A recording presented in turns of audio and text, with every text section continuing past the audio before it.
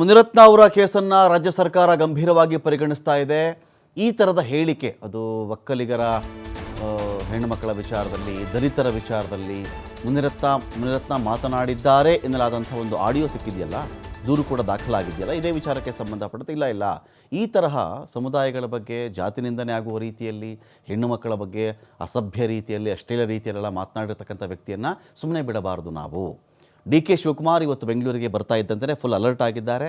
ಶಾಸಕ ಮುನಿರತ್ನ ಕೇಸ್ಗೆ special public prosecutor SPP ಯಾವ ಥರ ರೇಣುಕಾಸ್ವಾಮಿ ಕೊಲೆ ಕೇಸಲ್ಲಿ SPP ಪ್ರಸನ್ನಕುಮಾರ್ ಅವರ ನೇಮಕ ಆಯಿತು, ಅದೇ ರೀತಿಯಲ್ಲಿ ಮುನಿರತ್ನ ಕೇಸಲ್ಲಿಯೂ ಕೂಡ ಸರ್ಕಾರದ ಪರವಾಗಿ ವಾದವನ್ನು ಮಂಡಿಸುವ ಸಲುವಾಗಿ SPP ಅವರನ್ನು ನೇಮಕ ಮಾಡಲಾಗಿದೆ. AIG ಪ್ರದೀಪ್ ಅವರನ್ನು ವಿಶೇಷ ಸರ್ಕಾರಿ ಅಭಿಯೋಜಕರನ್ನಾಗಿ ಇಲ್ಲಿ ನೇಮಕ ಮಾಡಲಾಗಿದೆ. ಯಾವುದೇ ಕಾರಣಕ್ಕೂ ಮುನಿರತ್ನಗೆ ಸದ್ಯಕ್ಕೆ ಬೇಲ್ ಆಗಬಾರ್ದು.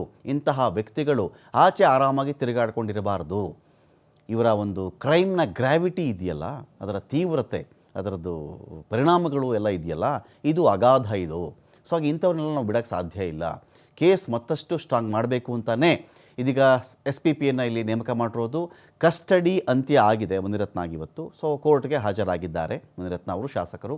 ಆದರೆ ಯಾವುದೇ ಕಾರಣಕ್ಕೂ ಬೇಲ್ ಆಗದೆ ಇರೋ ಥರ ನೋಡ್ಕೊಳ್ಳಿ ಅಂಥೇಳಿ ಈಗಾಗಲೇ ಈ ಒಂದು ವಿಚಾರಕ್ಕೆ ಸಂಬಂಧಪಟ್ಟಂತೆ ಸರ್ಕಾರ ಗಂಭೀರವಾಗಿ ಮುನಿರತ್ನ ಅವರ ಜಾತಿ ನಿಂದನೆ, ಪ್ರಾಣ ಬೆದರಿಕೆ, ಇನ್ನೊಂದು ಕಡೆಯಲ್ಲಿ ಲಂಚಕ್ಕೆ ಬೇಡಿಕೆ ಇಟ್ಟಿರೋದು ಎಲ್ಲವನ್ನು ಕೂಡ ಸರ್ಕಾರ ಒಂದು ಕಡೆ ಪರಿಗಣಿಸಿದೆ.